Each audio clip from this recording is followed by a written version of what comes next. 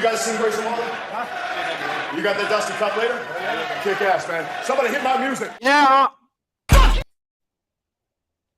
What? What? Fucking PrizePicks! Fuck you, PrizePicks! But I'm had enough.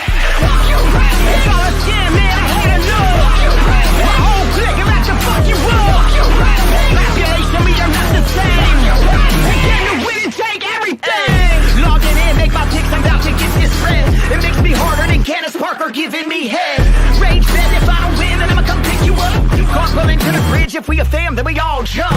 Betty under hope, she rolls her knees or ends up dead. Whatever it takes, I'm trying to make this money with my friends. WNBA season so much free you won't believe. Join in Discord, you can pay a top support and more. At least I'm kidding, we really winning the ghost of the industry. Johnny and Clyde, they don't want the smoke, we taking all the money, ain't no selling now. Population, we are not the same, we do this every day now. Everybody say, fuck you, PrizePicks. Fuck you, PrizePicks. Fuck you, PrizePicks. Fuck you, PrizePicks. But I'm had enough. Fuck you, PrizePicks. You can keep your riding taco. Fuck you, PrizePicks. Bobby Johnny, that's your motto. Fuck you, PrizePicks. And if you really wanna win, fuck you, PrizePicks. Come and rock with population. Fuck you, you piece of shit. Fuck you. Fuck you, you piece of shit. And here we go. To the Balking Dead, guys. Where, of course, you know, there is some sleep for both of these guys on this screen because we've been fucking winning. It is Friday, fellas, which means we bring on the only guy I care about their opinion, really, when it comes to K-props. Not saying that we're better than you guys. I just have my own theory.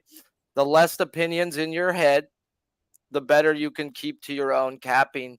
And I've come to respect the man next to me. And you guys know him as Spin Doc Sports. How are you doing, my guy? Thank you. Likewise, my friend.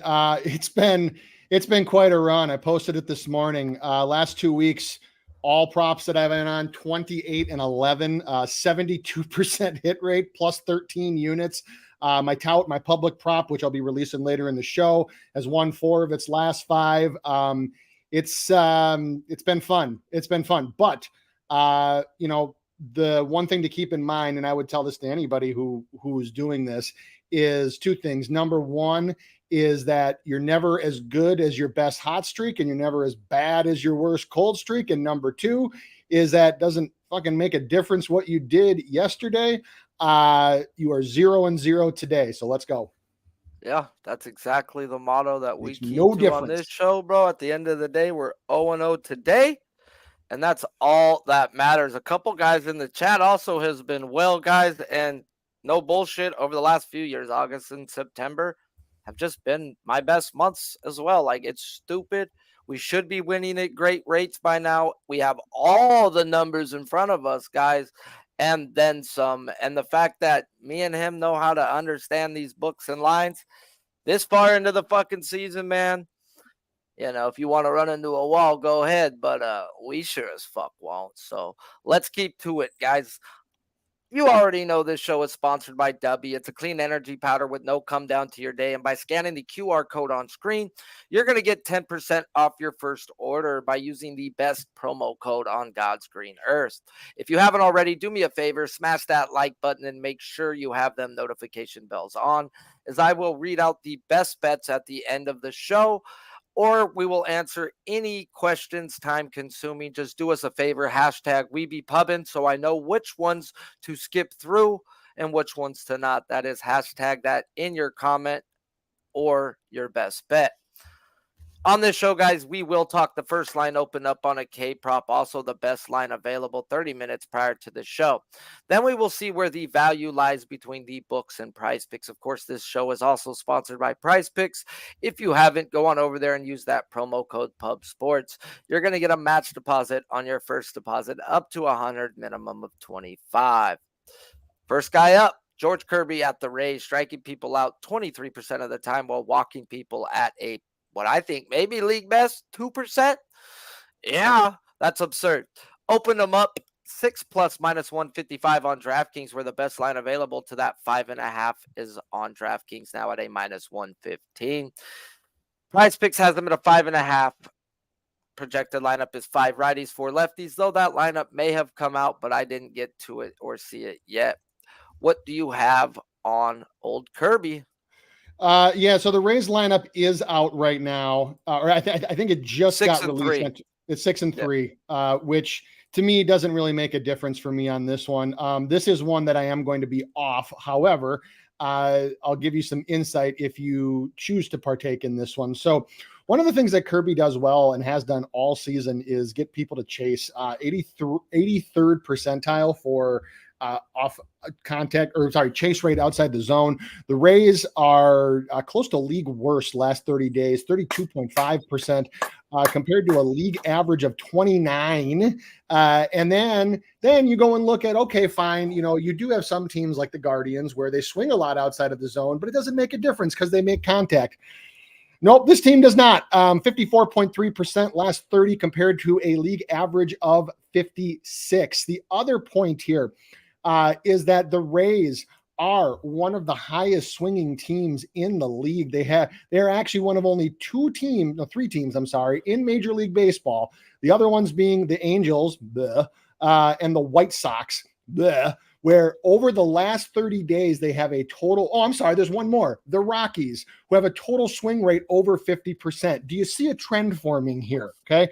Teams that swing like that a lot. Oh, by the way, every single one of those teams is bottom 3rd in swinging strike or whiff rate. The Rays are no exception. They are at 13.2%, which is bottom 4 in the league. So if you're going to play this one, there's really no other way to look but to the over. This Rays team, with how wildly they've been swinging, especially the bottom of their lineup, that's just not something that I can trust. The other point here is that Kirby is outstanding at getting first pitch strikes, 69.4%, which actually is one of the tops in baseball. There's only a few guys better than him that are regular starters, and they're guys like Pablo Lopez and other like top flight elite guys. That's why he doesn't walk anybody. The big point with that is the Rays, when they go down 0-1 in the count, they strike out almost 35% of the time, and that's been over the course of the whole season. It's been a problem for them all year, chasing, getting down in the count, and then having to defend yourself on 2 strike counts, and that inevitably will lead to strikeouts. So if you're playing Kirby in this one, you're playing the over. Yeah, man, and I'm looking at this lineup, and I'm probably exactly that's where I'm going. We start our day, guys, where we cashed our full unit play yesterday in Tampa with Kirby. Getting his second shot at the year at this race. We're back in July in Seattle. Kirby went a solid 7 innings, 2 earned runs while striking out 7. Versus a lineup where the numbers said run for your life, as they were walking below league average, hitting the ball with a nice isolated power of 170, as well as not striking out just 20.5% of the time.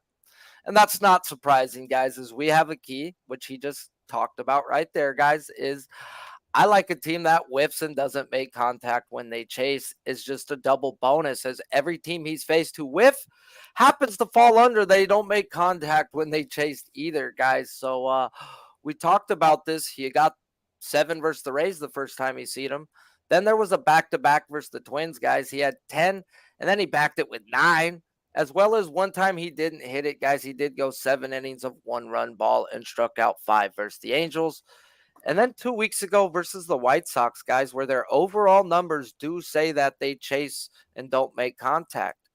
But only 4 guys in that lineup were at the time, and he still went out and put up fucking 9. So 4-1 to the over 6.5 when facing a team who chases and doesn't whiff, which we do have here.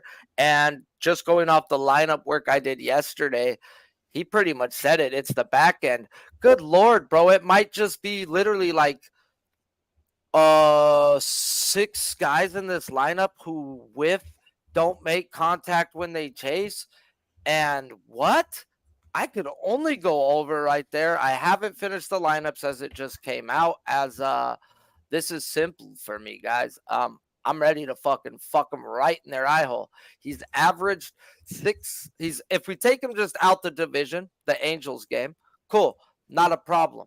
As you may be looking at his games and be like, what Sharpies played these other teams? I didn't start tracking him again until May 30th, as his velo and spin rate was down the first few weeks, and I made him prove himself to me again before I started fucking with him. So I'm reading off the game since I started tracking him again, and Kirby has done Kirby things. Now, if you look at his left and right-handed splits, not a problem. Now, if you look at his splits from home and a road, it says there's a big fucking problem, as he's got a 27% strikeout rate at home, and it falls off a cliff to a 19.5 on the road.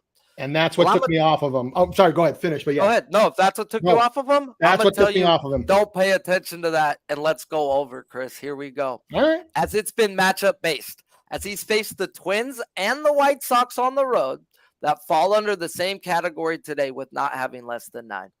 So he's done the job on the road, guys, when the time has called for it in the both games in these same 2 spots since the All-Star break. I've got to ride Kirby if this lineup is what it's looking like, guys. So I will tweet out if I'm on him. Go ahead. One more thing. So I'm going to focus specifically real quick on the bottom 3 of the Rays lineup. And I came in my pants. Go ahead. Here. Taylor Walls, Jose Siri, and Renee Pinto. Now, here's what we're focusing on. So Kirby tonight is expected, based on innings prop, to face approximately 23 batters, which means that he will or should face each of those guys 2 times. So also take into account that the league average for all hitters, every hitter, chase contact when they swing outside the zone, their connection rate is 58%. That's league average. Taylor is 50. Siri is 41.1, and Renee Pinto, 29.2. That if he had enough at bats to qualify, would be one of the bottom 10 marks of every single hitter in Major League Baseball. Every single last one. He's only seen 212 pitches this season, so he doesn't have enough pitches or at bats to qualify. But if he did, he would have one of the worst chase contact rates of every hitter in the entire league. That's thousands of players, guys. Those 3 guys come with 2 of them come with 5% worse than league average at whiff, while the other one's just league average. So they'll strike out other ways. Yeah, I would say if you think that Kirby is guaranteed to face all 3 of those guys 2+ times, then it's probably worth a shot on the over because those 3, if they face him 6 times, they'll probably strike out 3. And so then you need 3 more from the entire rest of the lineup. Right now, I see only 2 guys who are elite, and they've got them spread out between 1 and 5. There's action I got to do war work on the other low, or is it just they put 2 lows in? So got to do a little work on low, but sorry, this is just too good. Pinto, the 9-hole guy, league average for whiff rate is 24.8% for all hitters. He's at 38.3. Guys, 2 out of every 5 swings, full unit over Kirby, guys. Low and low. The brothers both whiff. Both don't like to make contact. We only got 2 guys, bro, that are elite, that are considered fucking elite. 3 guys. 3. Arozarena's elite too. Other than that, I have action at multiple strikeouts at every fucking one else in this lineup. I'm going over.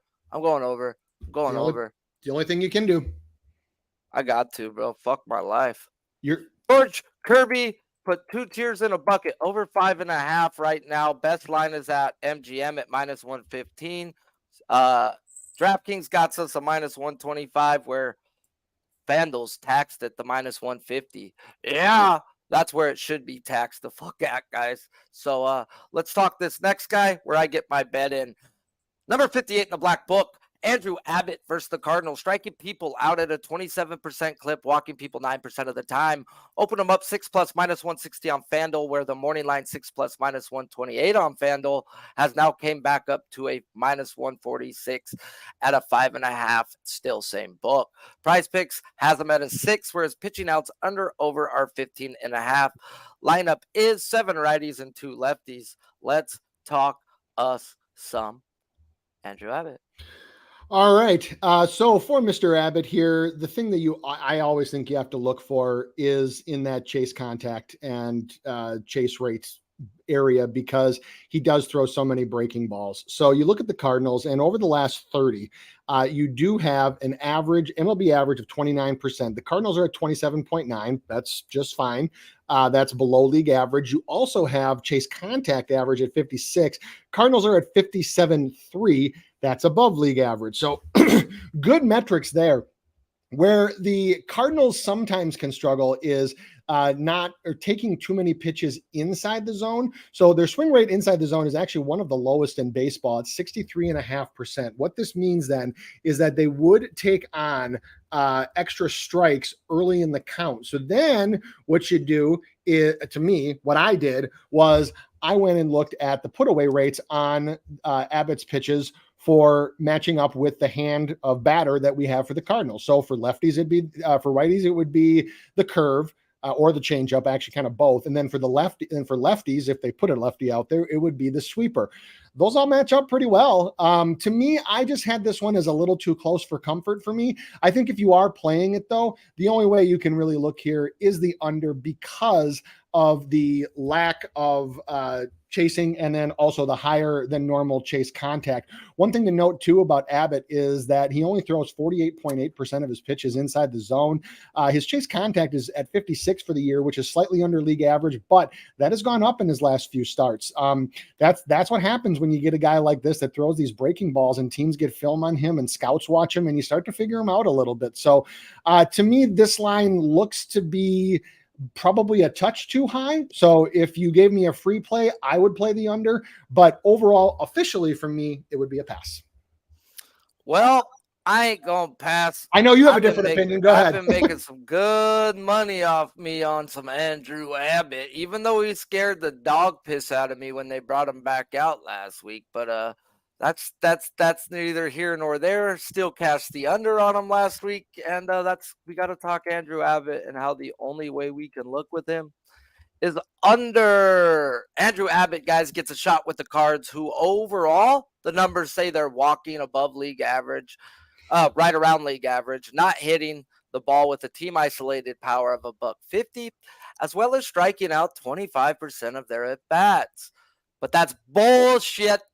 The lineup they sent out yesterday, which kept me off of Freed, guys, thank you, God, had 6 guys in the lineup that were actually hitting lefties, and only 3 at that time who were striking out. And I've had Abbott's numbers, guys, over the last 4 weeks, as I didn't fall for the Angels over. We cashed his under 2 times, and we stayed off the Giants when their lineup had 6 guys in the lineup striking fucking out. And he's freaking hit it while getting baptized, but barely, but still, enough was enough, and I will never look to bet him over again for the rest of the year, guys. We've talked about it on this show. He's hit a wall.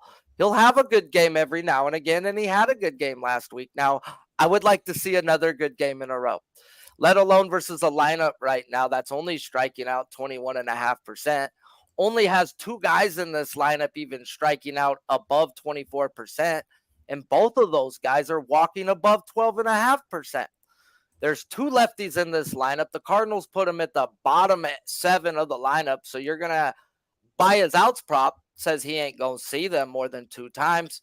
And I just don't see it. I don't see the over, and I think I'm getting value. I got a full unit on the under 5.5 at plus 114, guys, because, if you look at their K percentage, like a lot of people do just overall, it says 25%. And that they're not hitting, and Andrew Abbott should go out there after having another great game last week.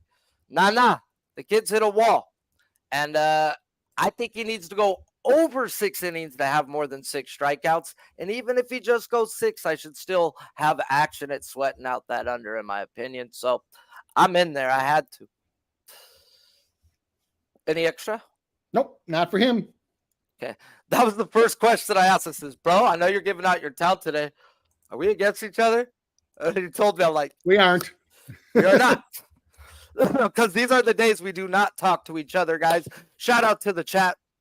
excuse me, smash the like button if you haven't, and put your best bet in there as well, as we will read them off at the end. Hashtag we be pubbing, so I know which ones to skip over. As well, if you have any questions, as we have gone off a little script, but that's okay, because we were legitly running lineups as we would run a lineup because it was out, and we placed a bet, mother truckers. And I'll show you the slip if you want. I wasn't just fucking around. So get it where you fit in. I've given out 2 full unit plays so far. I'm on Kirby's over 5.5. I had to pay -125 at my book, as well as I'm on under 5.5 for Andrew Abbott. Let's talk a guy where there's a few guys in this spot today where the books are definitely setting a couple traps. And Mackenzie Gore versus the Dodgers, number 27 in the black book, is striking people out 26% of the time, while walking people 10% of the time. Morning line is 5+ -112 on DraftKings. And I didn't pull up the best line because I was baked like a cake, but I will check it out in a second. PrizePicks has them at a 4.5. Projected lineup for your Dodgers is 6 righties, 3 lefties, but I do not expect to see Mookie in there after he did come off the field yesterday. What we got on McKenzie? All right. So the Dodgers, if you just run straight team metrics, they do have a very low K percentage versus lefties in the last 30 days at 19.4%. Projected lineup was 6 righties. That did include Mookie, but Gore has a 25.9% K percentage against them versus 27.3 against lefties. That's pretty common for a pitcher like him. LA is top 5 inside the zone contact rate last 30 at 87.3. Gore has a very average hit the zone percentage at 48. He thrives off of making guys chase, especially with his breaking stuff, and then his high, his fastball, which I think even this year he's running up even higher than he did back in his time in San Diego. When I look at Gore, I do see that he has a 52.6% chase contact rate, which is 5.4% under league average. The Dodgers are about league average in this spot. However, when I look at the whiff percentage, 10.4% for the Dodgers, which is about average. League average is about 11%. And Gore is 28%, which is above average. Now, what I want to see for this is the official lineup for the Dodgers, because if Outman or Taylor or both are in this lineup, it's like really like super hard for me to consider anything but an over here. Outman has a 46.9% whiff rate against a slider and a 41.8% K rate against that same pitch, which is one of the top pitches that Gore uses to put away lefties. The same goes with Taylor on the other side, is that he has a 43.9% whiff rate and I'm not making this up. This is real. Look on Savant if you want. 60% K percentage against a slider. Good Lord, is that bad? So if both of those gentlemen are in the lineup, I'm not sure I would play it straight up, because I think I know what Sharpie's going to say about another prop in this game. So I am probably just going to pass on this one. But if you gave me a free play, especially if Outman and or Taylor are in the lineup, it's really hard for me to look at the under, because their K percentage and whiff percentage against one of Gore's best pitches is just abysmal. Yeah, before I even go into my write-up, man, I laugh at when people say, oh, the Dodgers are good versus lefties. Look at their numbers. Bro, that's my team. They're not good versus good lefties. Let me tell you that. So they got the Braxton Garrett. Why I stayed off was damn near a second time of a back-to-back, as close as you can get to 15 days as you can get. And I laugh when I see Chris Taylor in lineups when I'm on and over. Even Kiki Hernandez. So dude, it's just so beautiful. It's so brutal. It's fucking an awesome thing, bro. When you do take an over and you see certain Dodgers, you're like, well, dude, that's an overall K percentage. It ain't taking in these players who only play versus lefties or righties type shit. But yeah, Mackenzie Gore, guys. If there wasn't rain involved in this game, I may have wanted to fuck around and find out what this dude's over on his K prop today. Yep. But there is 50% chance of showers showing through the whole game. So while I would have to do my best weather impersonation and pay attention to the radars in pregame to see if I think they gets this in. As in the props, guys, it's hard for me to tell, guys, as they have this K prop line to actually favor Gore, where it should be as if they line Luzardo and Braxton Garrett to favor the Dodgers, which is favor their K percentage. But no, they put it exactly at his win percentage and don't do nothing with it. Now, what they did fuck with is his outs at 14.5 at a bettable juice, where he's only hit that, guys, 8 of his last 10, 23 of 29 games. And I did take out the game where he had a blister, guys. Oh, it's 18 of 24 games this year, 75%. 75%. I can't fuck around to find out. There's definitely red flags in that, guys. There's something telling me he doesn't go over 5, and I just can't do it, even though my lefties have dominated this team. Over the last month, they have faced 3 of my guys. 4 of my guys, and I'm not going to count Garrett's back-to-back scenario because I stayed off for that reason. They faced Max Fried, 7 innings, shut him down, 10 strikeouts. Luzardo, 6 innings of good pitch baseball, 6 strikeouts. They faced James Paxton, they got to him, where Garrett went 6 innings, 6 strikeouts. So there's red flags in it telling me I can't fuck around, but it's over or nothing on his K prop. You can still hit your K prop while getting waxed, but there's also Mother Nature there as well. And I just can't get involved in this game no matter what, as I have to pay attention to the red flags.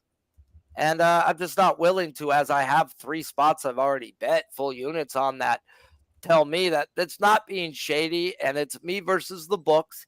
And I'm pretty good when we get into that. Now, if you want to be on the other side of this, guys, the books hit it over a 70% clip. And it's funny because I was watching Jimmy the Bag Show this morning. And I guess 2 years ago, he tracked it where he just faded the money lines, you know, where it was like 90% of the money was on this and the books are taking all the money and it hit at 70%. That's right around what the props hit at for the books. And that means they're fucking eating, bruh. They're fucking eating at 70% clips if you're doing what the books ask you to do. So we don't do that. Nah. And I'm not going to do that here.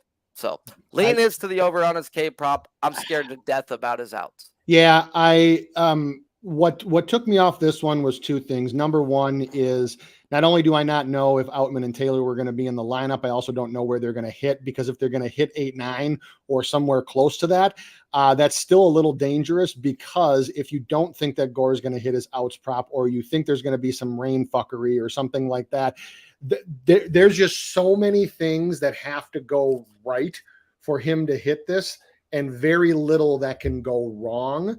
Now, the other thing I get concerned about is that with the rain, with the innings, etc., how many times does he make it to those guys that are just easy pickings for strikeouts? The reason why we agreed on Kirby was because you see the bottom of that lineup, but then there's part 2 to that, because it's very easy to throw out a lineup and be like, these 7, 8, 9 guys fucking K all the time. Yeah, but if your pitcher is only projected to face 20 batters and he's at a 6.5 or a 5.5 line, he's not going to face them enough times to get that. Kirby's projected to face 23 guys. He's projected to go 6 innings. That means he'll face all of those guys at least 2, possibly 3 for one of them times.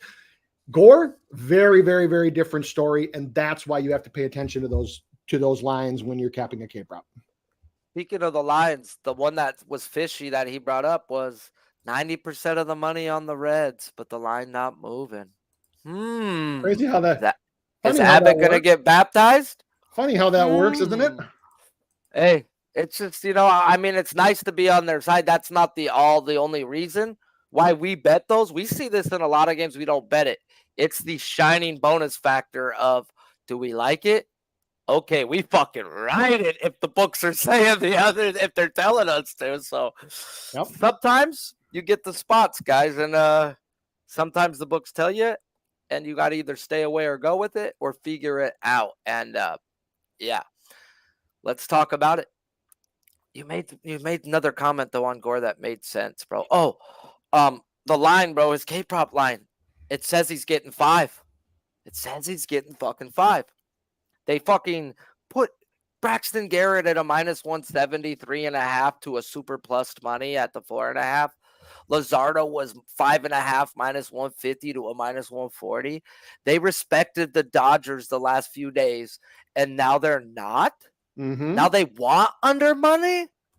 That right there tells me something weird. I mean, that's just me reading in between the lines, as I've been betting against the Dodgers, or at least paying attention to my lefties who they faced. And they didn't do this with the other ones. Nope. So careful on the under there, fellas. But he may still get baptized and get his K prop. We say it doesn't correlate. Now we get into a guy that my guy wants to talk about. And let's talk about him. Hunter Brown versus the Padres. Striking people out 27% of the time, walking people 8% of the time. Morning line 6+ to the over at +102. Now you can get even better, +108 on FanDuel. PrizePicks has him at a 5.5, where they don't have his hits, outs, or runs available on PrizePicks. Projected lineup is 7 righties and 2 lefties for your Padres. Let's talk your guy, Hunter Brown. All right. I said I was going to release my next towel prop live on the show. Here it is. Hunter Brown under 5.5. Pretty easy when I looked into it. So to understand where this one comes from, you have to look at the pitch mix that Brown throws. So he does lead with his four-seamer, but his velo on his four-seamer is kind of mid. It averages 95.8. Doesn't really crank it up that much. He only has a 22.9% whiff rate and a 20.8% K rate on his four-seamer alone. He must rely on his breaking balls, which then that would require guys to chase and to not make contact. Now, when you look at teams that he has faced recently, and actually you can probably go back and actually goes back even further than this, teams that have a low or he tends to have a low outside the zone contact rate, or I'm sorry, high contact zone rate against patient teams such as the Yankees. Why is this important? Well, the Padres are 2.3% under league average when it comes to chase rate, and Brown is below average on getting people to chase. For example, he had his opponent's outside the zone contact recently.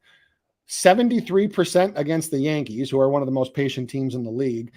50% against Detroit, who has been a lot better. Now let's look and let's see what he's like against teams that do chase and what their outside the zone contact rate is.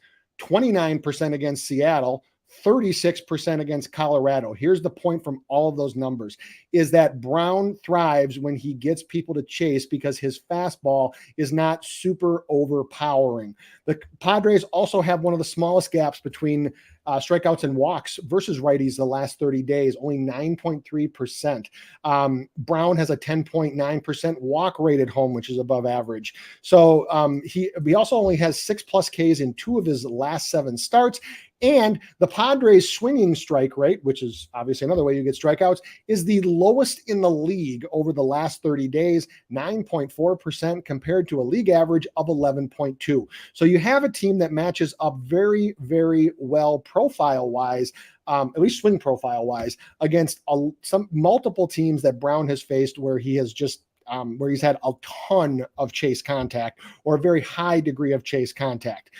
You also have a team that doesn't chase that much to begin with, and you also have a team that, if he does try to use his fastball pretty regularly, he's got a lot of they got a lot of guys in this lineup that actually can hit fastballs. So for me, I think that we're getting a slightly inflated line because he is at home. So I will take Hunter Brown under 5.5 strikeouts here, and that would be for a full unit.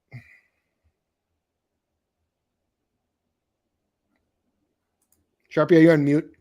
I think you're on mute. Yes, I was, bro. That's what happens when I get baked, bro. But hot off the press, guys.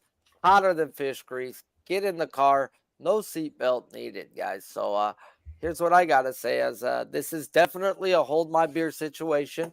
If we look at the Padres K percentage, as it is only 20%. Yet they're not hitting either, guys, with an isolated power of just 145. So we could project them to be out there 6 innings. Yet the books put a 15.5 and plus money. That's just a little bit fishy to say the least, guys. Very He's much hit so. that over 6 of his last 10. And that don't equate to good plus money on a 15.5, guys. Now, granted, He's pitched 15 or more innings than any other year so far. So has he hit a wall? And it sure as fuck looks like he does. Is he's given up 16 runs in his last 19 innings of work, which consists of just 5 games, where he is just 2-3 to his outs over the last 5 games, but they don't go off of just 5 games. And that's what has me concerned here, guys, is I thought I wanted to tell these bum-ass Padres to hold my beer. But if he ain't going 6, guys, then what may happen early can give him out the game when I need him, guys. And in the games he hasn't gone over 5 innings, he is just 4-6 to the over 5.5. And that's 5.1 innings where they have him at today. 4-6 is a losing fucking record right there, guys. That's not enough to go say, hold my beer. Yet I've had the key guys that I like to pick on with these Padres, guys. And he does have it in his arsenal. And he does have a catcher that if he decides to throw his slider away and go knuckle curve fastball, the knuckle curve is the pitch you can give these guys fits with, as he's only faced a few guys with a good curveball this year. Morton, the first time, had 6 versus them, as when Gallen's velo wasn't down and not on a back-to-back, he had 8 and 11.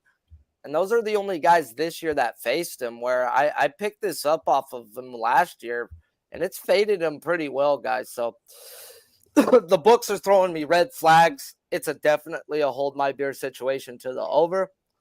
And enough said when my friend says he's on the under and he's been as hot as him, that why the fuck would I buck that when I have 3 other great spots I'm on today where I'm not saying hold my beer? There's nothing fishy in the lines, and that's the way I got to bet it. So thank you for not making me have to make a hard decision. Thank you very much. Yeah. The other thing, it would have been hard. It would have been Yeah. a lot of fucking work. It was going to take me an hour on this lineup. Ooh. It wasn't let's do some chump change shit to figure out how to beat these Padres. They don't strike out, man. It's going to be tough. And the other point that which is actually an original tip that I got from you, Sharpie, is that you look at Brown's ground ball, fly ball rates, and we know the shit that they pull in the infield in Houston. And this wasn't a deciding factor. This was just an added bonus, is that Brown has a good, healthy chunk above league average ground ball rate, almost 55%. He's almost 55% for his career, 53% this year. That usually equals wanting guys to put the ball in play on the ground in Houston, where they pull all kinds of shit, as we know. Bro, if the wide is out 15.5, he's going to get ground balls easy as fuck, bro. And this team ain't hitting. Unless I think he's going to get cracked. They're saying he's getting cracked, bro, because he hasn't been good his last 5 games. They're saying he's getting cracked again. I can't fucking back those outs there, bro, but fuck, I want to, but want don't pay the bills, bro. When you do dumb shit like that, you get set on fire, guys, and I'm not going to get kicked in the nuts and set on fire today, even though I did see that on the first 48 last night. Now we get into a guy who's been loved for us, guys, and I mean, love. I mean, fuck, every time we want to play him, this dude goes ape shit, and we're talking Kodai motherfucking Senga at the almighty Whiff and Chase Twins. Number 25 in the black book has a 29.5 strikeout percentage this year while walking people 11% of the time. Morning line was 7+ at -155, where I forgot to put the best line available, but it's probably going up. PrizePicks has him at a 7, whereas hits allowed are under over a 4.5 on PrizePicks. We all know the death of this man, so let's talk about it. And you know your team just as well as anybody else out there. And I mean, we talked about it last week with the Twins and how if you're looking at them, you're almost exclusively looking either over or passing. I've thawed a little bit on it, so I'm not hard-coded to that anymore. What I am now is it would take a damn near perfect set of circumstances for me to look under for this team. I'm not sure that this one is it. Now, what we do have for the Twins, and this is for anybody thinking about hammering the over in this one, is that the Twins are much better not chasing in the last 30 days. They have a 26.5% chase rate versus league average of 29. Senga has an average chase rate. He's right about normal, but superb chase contact. MLB average is 58%. His is 45.4. You think about how many pitches this guy throws, that is phenomenal. Here's where I run into snags, because I saw that and I'm like, ooh, even though they are better, I'm like, fuck, I know my team. I'm like, I know they hack at shit. The Twins in the last 30 days against righties have a 12.2% walk rate. Senga has an 11.3% walk rate on the road. That's a little skewed because, as we talked about before the show, his walks have gone down over the last month and a half, 2 months. However, since April 20th, or basically after his first start of the year on the road, and this is a real stat, Senga, when he walks 2+ batters on the road, is 0 for 7 against this number. He's 2-0 to the over when walking 1 or less. That would be against the Diamondbacks and against the Reds. But against the Cardinals, Royals, Red Sox, Phillies, Pirates of all teams, Cubs, and the Giants are all road games. He walked more than 2, and he failed to get 7 strikeouts. His walks prop has been at 2.5 for pretty much, Charby, what'd you say, like the last month and a half or 2 months? It's at 2.5 tonight. That would probably signify that he would get 2 walks. He has gotten 2 walks in each of his last 3 road starts and pretty much regularly on the road. My big thing for this one, though, is what is the construction of the Twins lineup going to be? What are we going to see? Because we have seen this team over the last probably week or so basically just pull Joey Gallo out of the lineup. And look at that. Your chase rate improves, your strikeout rate improves. It's just amazing what happens when you pull a guy like that out of your lineup. He is not projected to be in tonight. I would be surprised if we see him. The other one I want to look at too is Donovan Solano. Right now he's projected to hit in the 6 hole.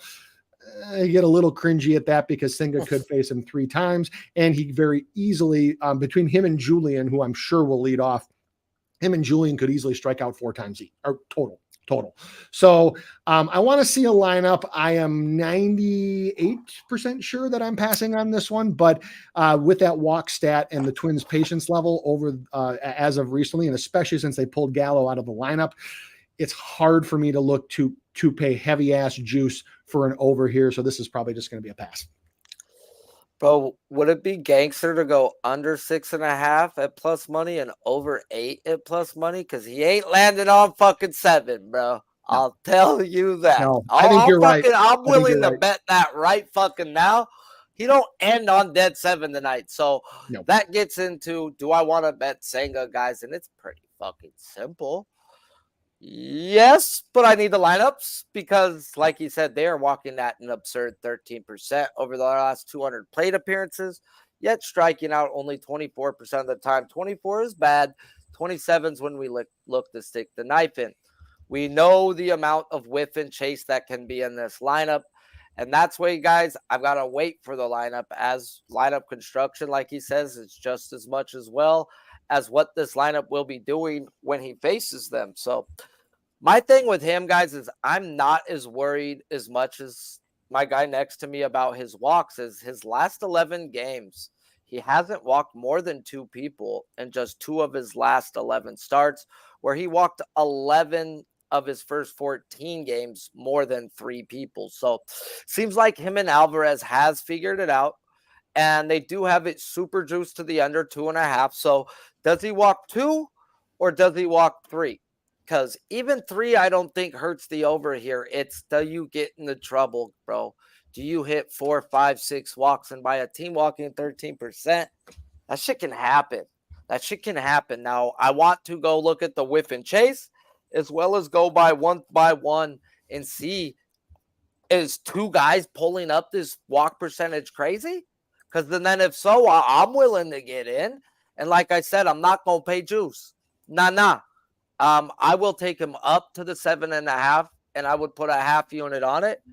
As in, I don't think he gets just flat 7. I either think he walks himself into a goddamn wall, which I'm not going to bet it if I see a bunch of guys walking. I'll just kick my feet back as I've got action. I'm comfortable where I'm at today, but he's faced guys, a certain amount of teams, and that whiff and chase.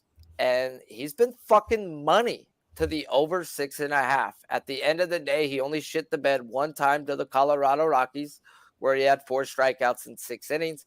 He had 7 versus the A's, 12 versus the Rays, 9 versus the Phillies, first time seeing them, 8 versus the Brewers, and 10 versus the Angels. Oh, and 12 versus the Mariners last week.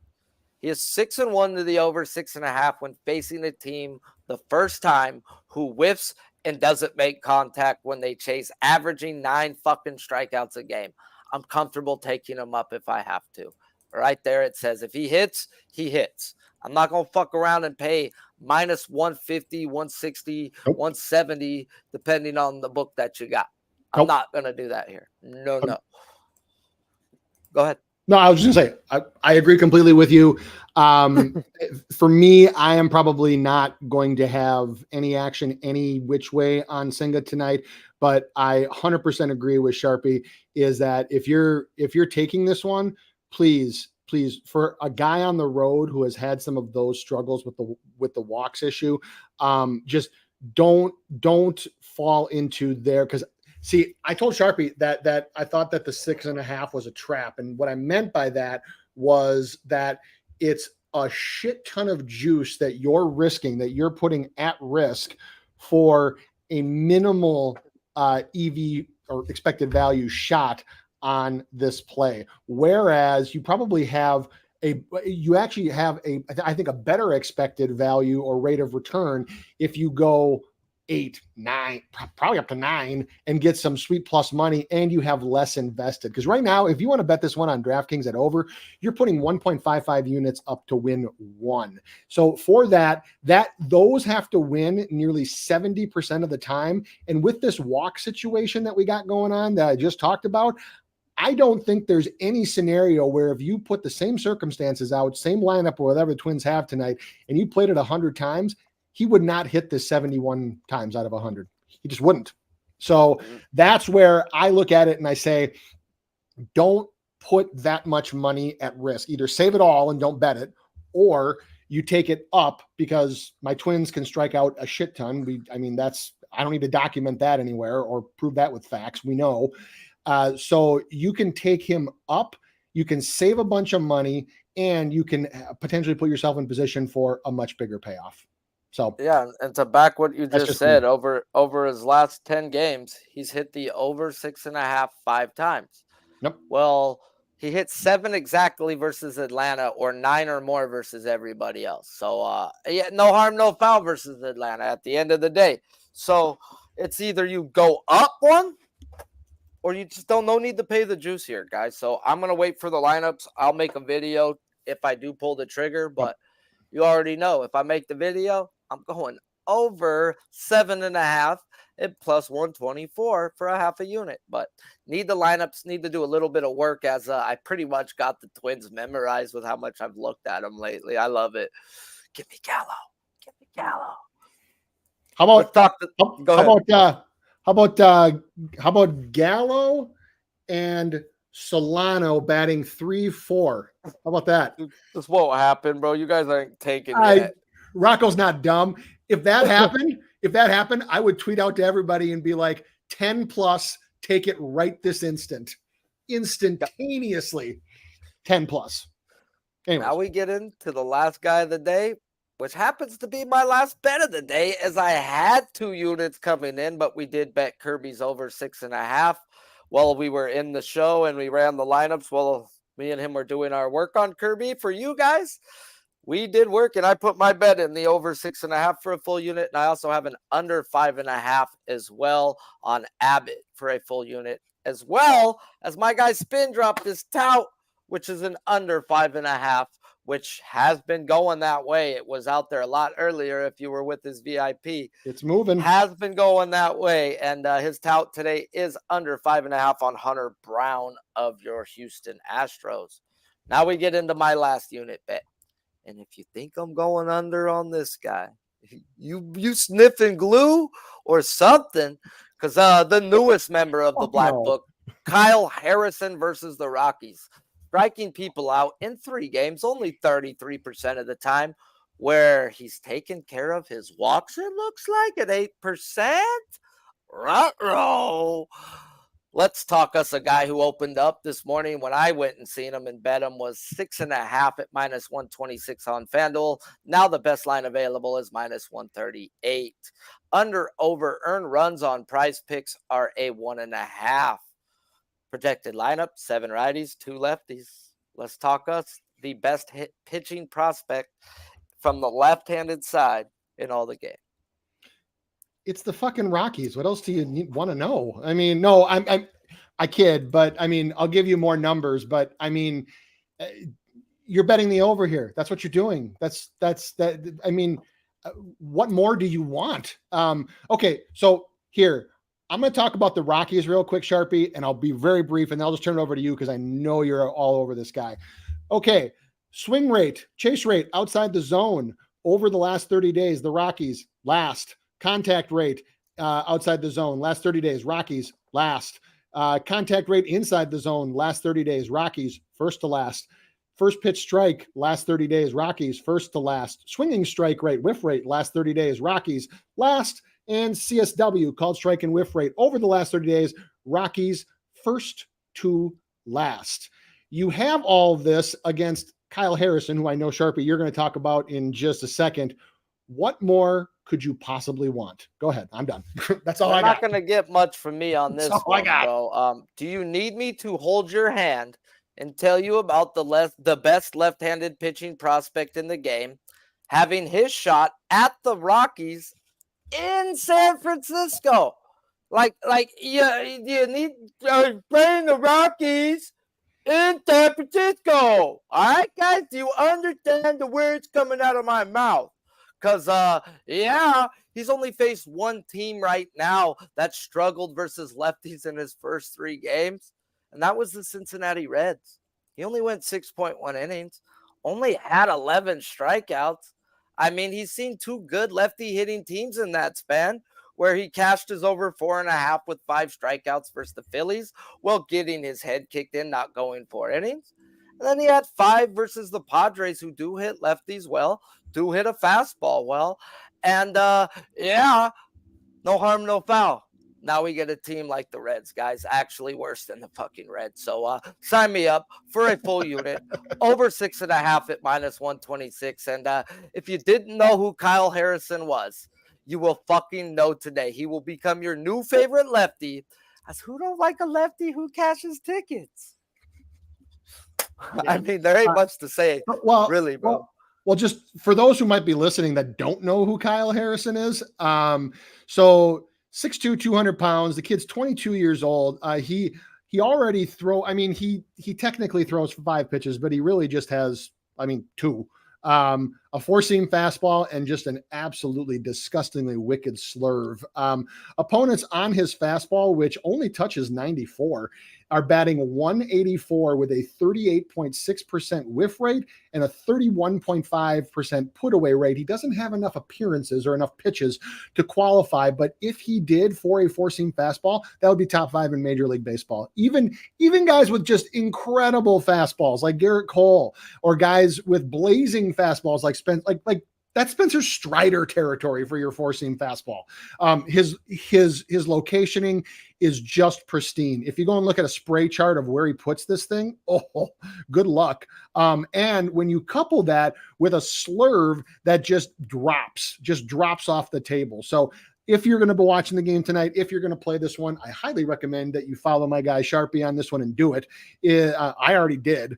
Is that watch the difference between the pitch locations that he can mix up with his slurve and his fastball. For a team that has been dead last in virtually every swing metric that matters for the last month and a half, and that's packed it in for the year, I personally think that these Rockies don't stand a chance. They don't stand a chance. Man, I'm gonna tell you one thing about that fastball, guys. It's actually a higher graded pitch than Yuri Perez's graded Yes, it fastball. is.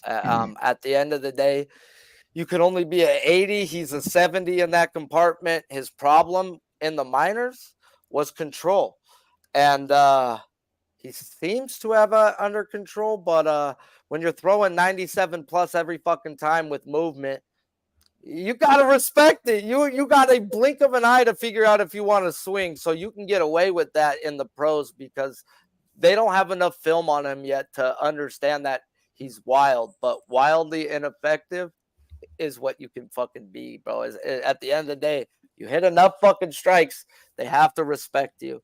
This team's ass. So get in where you fit in, guys. We gave out lots of action today on this Friday as we're going to go through some best bets as Rocco Rogers wants our thought on Monty's outs being at 17.5 minus 110 to the over, and DK only minus 115, very cheap. That's about right for Monty at the end of the day. They really, I don't think I've ever seen him over 17.5 in my opinion. Have you? No. Sounds right to me. Sounds right. I mean, if you ever want to check on a guy's average or whatnot, bro, Rocco, go to covers.com, check scores and matchups, and you can hit the props, and you can click on that guy, and it'll tell you what the dude averages, and if it's at least close to his average, or at least the last 10 games where they lined his outs prop at, and that's where you can tend to see if they're playing games, and I'll do that real quick while we're here, but his last game outs recorded, he's averaging 17.3 outs a game over his last 10. He was a 16.5 last week, 17, 7, never been higher than a 17.5. So nothing fishy there. Yeah. I just saw it in the chat. Voodoo Ranger 95. I like that parlay, man. I do. What is he on? Harrison 7+ and Abbott not to record the win combined is plus 120. I like that one a lot. I don't know about that. They have his earned runs at 1.5 and his outs at 17.5. They have him dominating today. So do you think they're going to get to the Giants bullpen? Wait, what? I mean, no, Abbott.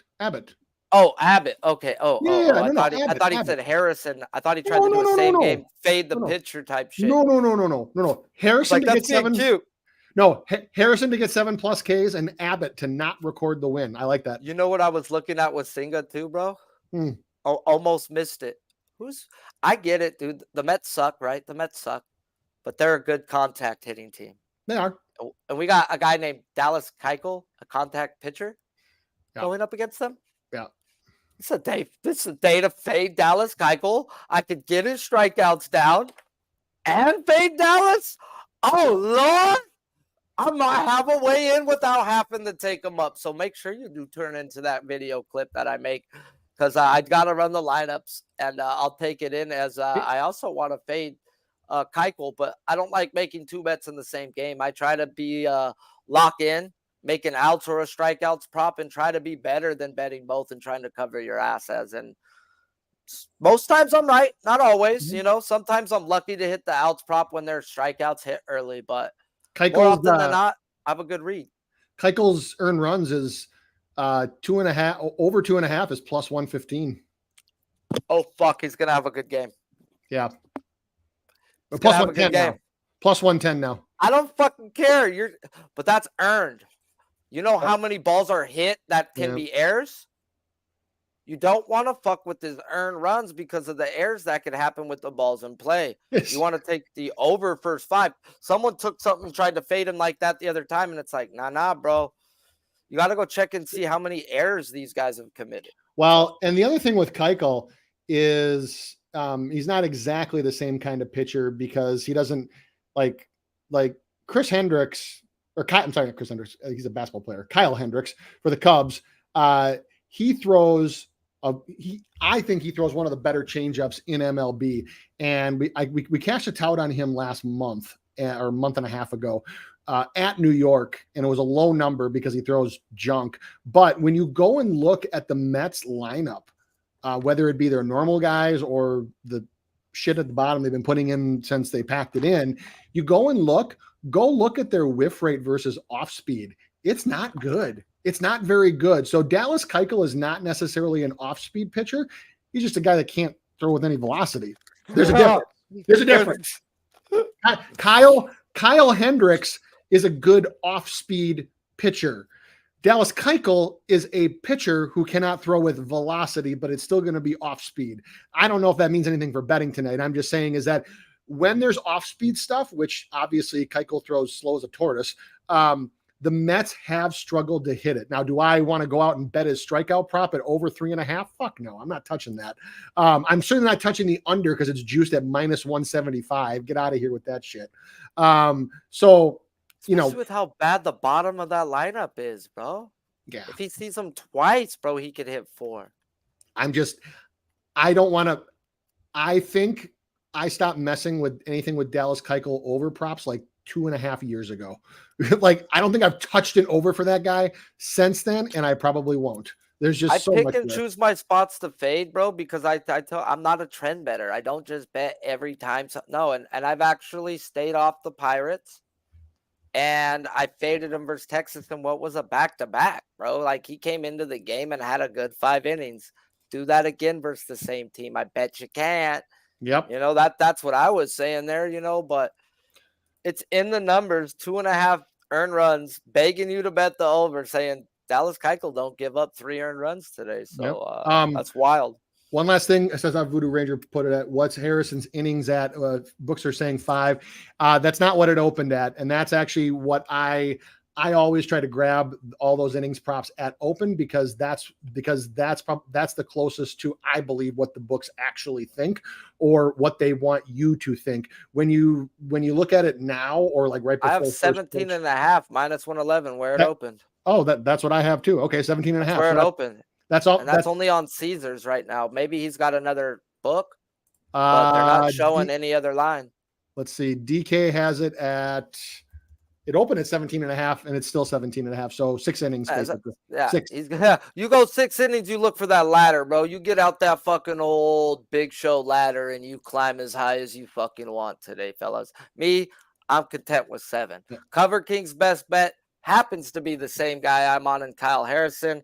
And that's actually been good for my fucking wallets. So I like to say that. Last time we were on, somebody was Barrios. So like the fact that you're on Harrison. He also gave out Olave as an NFL bet at 4.5. And I'll read that off. I'll read off any props while we're going through it, guys. I'm all about, you know, giving you your guys your shine. But if you keep losing, I will call that out too. But he ain't been losing. So go ahead. I see from Brandon the Great. He says Senga ladder.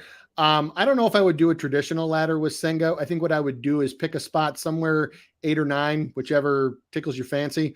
And I would probably just do like a half unit or probably even less, probably like a quarter of a unit on or third of a unit, somewhere in that range. I don't know if I would traditionally, because typically when I traditionally ladder guys up, what I'll do is I won't just do the ladder. I'll play the regular prop as my base, and then I'll build in lower increments of units leading up to whatever number I think he could realistically hit. So I can't remember a time that I've done a ladder play without playing the main prop. And my problem with the main prop is that with the juice that it's at, it needs to hit at around 70% to be plus EV for you, the better, because you're paying a lot of juice if you lose.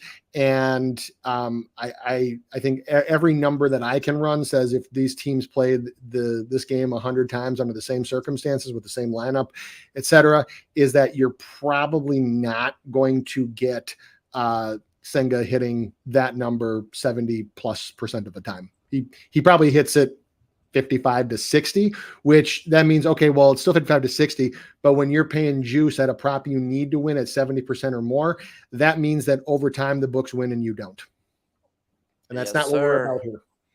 LJ from Houston's best bet as well as Kyle Harrison over 6.5, Corey Seager over 1.5. He fucking owes us. He hasn't had back-to-back days, guys, without a hit. He just had his first ever back-to-back days. If you didn't bet Corey Seager yesterday, guys, this is probably the fucking time to go take him over 1.5 bases, as he ain't had this all year long. Yep. Get in where you fit in, fellas. Let's keep this thing rolling. Let's keep this thing moving. And let's just keep winning at the end of the day. Let's stay hot. Let's not press. And let's pay attention to these lines. Spin Doc, tell them what you got going on, where they can find you. At Spin Doc Sports. I'm going to tweet it out with the detail in just a little bit here with Hunter Brown. I'm probably just going to tweet the prop first, and then I'm going to compile into the sheet that you guys see when you see my plays. But yeah, at Spin Doc Sports. And you know, if anybody ever was interested in getting all the plays, for sure, hit me up. 28-11 over the last 2 weeks. And it's been a fun run. And my guy is going to owe me some money come Monday. Let's just put it that way. He's going to owe me some dollars come Monday. Settle up days are did you even look at Snell? No. Well, yeah, for a little bit. I didn't spend a fucking second on that, dude. No, I made money off of him last week versus the Giants, and I'm like, you know what, bro? I'm not fucking around with this lefty versus the Astros, bro. No. Nah. The way that I usually cap to start with is there are some base metrics that if the numbers don't line up, because of the hit rate or lack thereof, if it doesn't, I can't even look at it going forward. And he didn't match up to any of those. If he just goes 6-5 innings, there's like the bottom of this lineup, man, and McCormick, Maldonado, and even Abreu, bro, versus him, bro, could fucking whack away, bro. Oh yeah. It's just I don't think he sees them more than twice. Well, not at the rate that he walks guys or throws. I mean, I can't fuck with him. For all the good that Sanchez has done, there's only so much you can change with that guy. There's only so much. Not versus these Astros either, bro. Not against this team. No. Nope. Disciplined professional hitters still have success against Blake Snell, or the Blake Snell experience. The Blake Snell experience. Yeah, bro. I took him at 7.5 versus the Giants last week. Paid the juice. And another guy's like, I don't want to pay the juice. I'm gonna take him at 8.5. Fucking hit that fucking 8 through 5. He had 6 other opportunities with 2 strikes and didn't get the next one. He went through the Blake Snell experience to its fullest. It's like, oh, this. Sorry, go ahead. No, I was just laughing. He was having. He's like, it's my fault. It's my fault. He had all the opportunity. So a couple guys that you can look at for various things. And again, I'm not saying that I'm going to. I'm just saying that this is me comparing their overall average innings pitched in similar situations to what the books are projecting tonight. Guys that are significantly under their average would be Blackburn for Oakland, but he's on the road again at Texas, so that makes sense. His innings or his earned runs prop isn't too far out of whack, so I wouldn't read a ton into that. And then obviously the situation is dictating this, but Mitch Keller is way under, and his earned runs are up, his hits are up. So I would read a little bit into that, but I think part of that just has to do with the fact that he's pitching in Atlanta. Guys that are up from their average that might indicate that they'll go longer than normal. Harrison's one of them. Severino is another, and Sheehan for the Dodgers is another one. Again, this is just innings only. This isn't anything to do with strikeouts or anything else. This is just what I look for is if the book is projecting the guy to go significantly shorter or longer than his outing, usually that can be an indicator for something else that you can possibly bet for that game. Rob, you talked me, I think, in the Dodgers' first 5, bro, because Gore ain't going 5. He's going over 5. Something I picked up on Sheehan last week because it's my team and I watch it. The most breaking pitches called by Will Smith. So I want Will Smith behind the plate catching him. That's got to be Mando. But he threw the most changeups, threw the most sliders. And was it just because it was the Braves? Or is this how they're going to start pitching with him? Because you can't be gung-ho fastball in this league, man. These guys are too good. I don't care how fast you fucking throw, bro. You got to throw first pitch breaking balls, and you've got to throw them for strikes and then throw them for not strikes. So it's a different competition up here. He was elite in the minors, and man, to hold the Braves to 1, that says something. Now, can he take the step in the right direction? We'll see. Right. Yep. Appreciate you guys all for tuning in. Smash that like button if you haven't. This show is sponsored by PrizePicks. If you haven't, go over there, use that promo code PubSports and get a match deposit on your first deposit up to 100, minimum of 25. Until next time, I'm Sharpie's Bets. The show is produced by Big Show Picks, and our special guest today was Spin Doc Sports. And this show was brought to you by the letters of BBW. Until Monday, guys, let's freaking stay solid, be safe in the NFL, bet props, as these motherfuckers got this sides and total shit down like this. Props ain't been out long enough. Take advantage where advantage needs to be taken. Keep firing, assholes! Hey, what's going on, y'all? It's Mills here, Pub Sports Radio. Do you guys want to challenge the personalities here at Pub Sports Radio? Do you guys think you're better than them at entering in your MMA predictions and picks? Would you want to get paid for it? $100? Here's how you do it, man. You sign up right here at the link below. It's just this easy. PubSportsRadio.com. Enter your email, pick your weekly picks. That's it. Oh.